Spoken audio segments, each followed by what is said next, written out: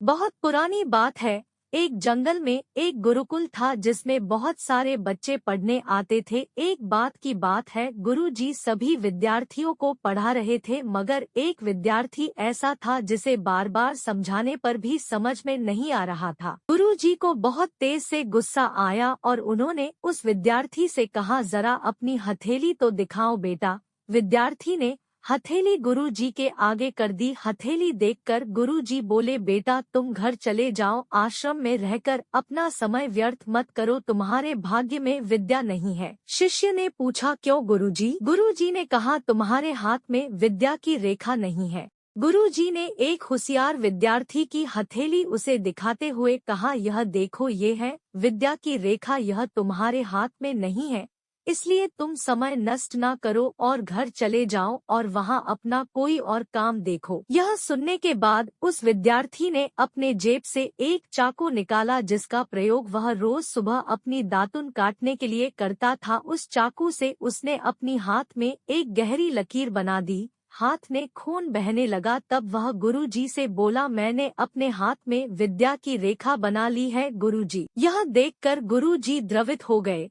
और उन्होंने उस विद्यार्थी को गले से लगा लिया। गुरुजी बोले, बेटा तुम्हें विद्या सीखने से कोई ताकत नहीं रोक सकती है। दृढ़ निश्चय और परिश्रम हाथ की रेखाओं को ही बदल देती है। दोस्तों, वह विद्यार्थी आगे चलकर महर्षि पाणिनि के नाम से प्रसिद्ध हुए, जिसने विश्व प्रसिद्ध व्याकरण अष्टाध्यायी की रचना की है। इतनी सदियां बीत जाने के बाद भी आज 2700 वर्षों बाद भी विश्व की किसी भी भाषा में ऐसा उत्कृष्ट और पूर्ण व्याख्या का ग्रंथ अब तक नहीं बना। तो दोस्तों, इस कहानी की शिक्षा ये है कि लोग चाहे जो भी बोले, हम हर एक को गलत साबित करते हुए अपनी लागन और कठिन परिश्रम के दम पर जो चाहे वो सब कुछ हासिल कर सकते हैं।